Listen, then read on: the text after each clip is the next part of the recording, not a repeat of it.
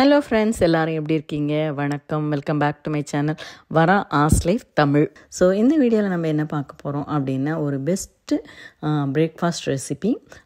இப்போ டாக்டர்ஸ்லாம் என்ன சொல்கிறாங்க அப்படின்னா, இந்த பெசரட்டு டயாபெட்டிக்ஸ் இருக்கிறவங்க ஏர்லி டின்னராக பெசரட்டு தாராளமாக சாப்பிட்லாம். ஸோ அவங்களுடைய சுகர் லெவல் ஸ்பைக் ஆகாமல் இருக்கும். ஸோ இந்த வீடியோவில் நான் 4 டைப்ஸ் ஆஃப் பெசரட்டு சொல்ல போகிறேன். ஸோ ஒரே மாவு தான், அதை 4 விதமாக எப்படி செய்யலான்றதை பார்க்கலாம் வாங்க. ஸோ பெசரட்டுக்கு நீங்கள் பச்சை பயிர் ஓவர் நைட் ஊற வச்சுருங்க.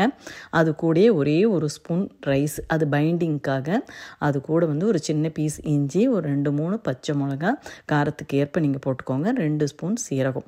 ஸோ நீங்கள் கொஞ்சம் மாவு அதிகமாக போடுறீங்க அப்படின்னா 2 ஸ்பூன் போட்டுக்கோங்க.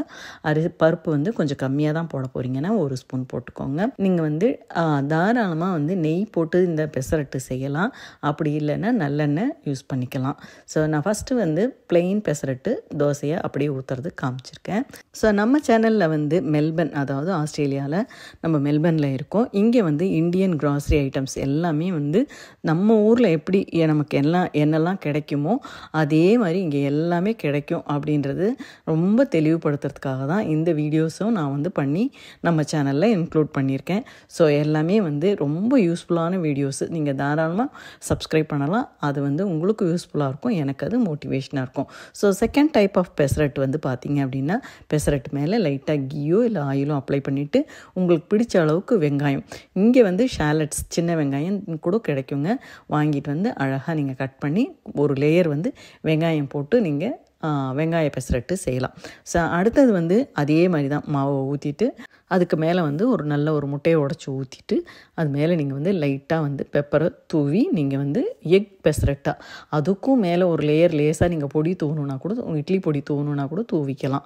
ஸோ இது ஒரே ஒரு பெசரட்டு நீங்கள் காலையில் மார்னிங் பிரேக்ஃபாஸ்ட்டுக்கு சாப்பிட்டு போனீங்கன்னா ரொம்ப ஹெல்த்தி. காலையில் ஒரு எக்கு எல்லோரும் எடுத்துக்கணும் அப்படின்னு ரொம்ப இப்போல்லாம் இன்சிஸ்ட் பண்ணுறாங்க. ஏன்னா புரோட்டீன் முட்டையில் நமக்கு ஈஸியாக கிடச்சிரும்.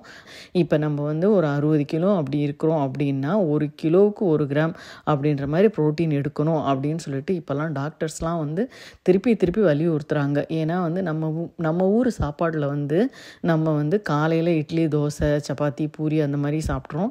மத்தியானம் சாதம் எடுக்கிறோம். திருப்பி நைட்டுக்கு அதே மாதிரி சப்பாத்தி இல்லைனா இட்லி, தோசை இந்த மாதிரி எடுக்கிறோம். ஸோ இதில் கார்ப்ஸ் தான் நிறையா இருக்குது, ப்ரோட்டீன் ரொம்ப கம்மியாக இருக்குது.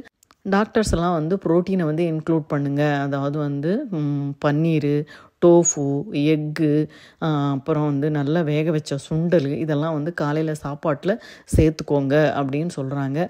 நம்ம யூஸ்வலாக எல்லாருமே நம்ம இட்லி, தோசைன்னு சாப்பிட்டு பழகிக்கிட்டதுனால கொஞ்சம் கொஞ்சமாக நம்ம சாப்பாடோடைய அந்த பேட்டர்னை மாற்றணும்.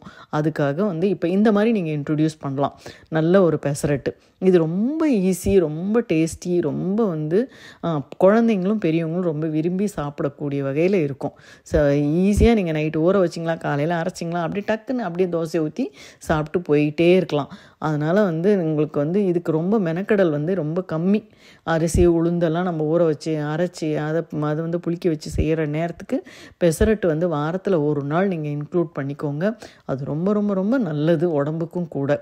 இப்போ 4வது நான் பண்ண போகிறது அதே மாதிரி தான் போட்டுட்டு நீங்கள் தாராளமாக நெய் விட்டுக்கோங்க, இல்லை நல்லெண்ணெய் விட்டுக்கோங்க. உங்களுக்கு பிடிச்சமான இட்லி பொடி உங்கள் வீட்லேயே அரைச்சதோ இல்லை கடையில் வாங்கினதோ இட்லி பொடி இட்லி பொடி கூட நீங்கள் நம்ம முடிஞ்ச வரைக்கும் நம்ம வீட்லேயே செஞ்சுக்கிறது ரொம்ப நல்லது. ஸோ இட்லி பொடியை நல்லா தாராளமாக தூவிட்டு, இட்லி பொடி தூவின பெசரட்டை நீங்கள் மாவு வெந்துடுறதுக்கு முன்னாடியே பொடியை தூவிடணும். இல்லைன்னா அந்த பொடி பூரா தோசைக்கல்லே ஒட்டிக்கும். நல்லா வேகிறதுக்கு முன்னாடியே லைட்டாக பொடியை தூவிட்டு அது மேலே ஆயில் விட்டுடுங்க. இல்லைன்னா அதை சுற்றி ஆயில் விட்டுட்டிங்க அப்படின்னு சொன்னால் அந்த இட்லி பொடி நல்லா பிடிச்சிக்கும். பெசரட்டு ரொம்ப டேஸ்ட்டாக இருக்கும். இந்த பெசரட்டுக்கு நீங்கள் ஒரு நல்ல கார சட்னி, வெங்காயம், தக்காளி, காஞ்ச மிளகா, பூண்டு, இஞ்சி, ஒரு கொஞ்சமாக கொத்தமல்லி வச்சுருந்தீங்கன்னா கொத்தமல்லியுடைய அந்த கட்டை, தேவையான அளவுக்கு உப்பு போட்டுட்டு நல்லா வதக்கி நல்லா நீங்கள் அரைச்சிங்கன்னு சொன்னால் ரொம்ப சூப்பர் காம்பினேஷனாக இருக்கும். ஸோ நீங்கள் இந்த 4 விதமான பெசரட்டையும் ஒரு முறை ட்ரை பண்ணுங்கள்.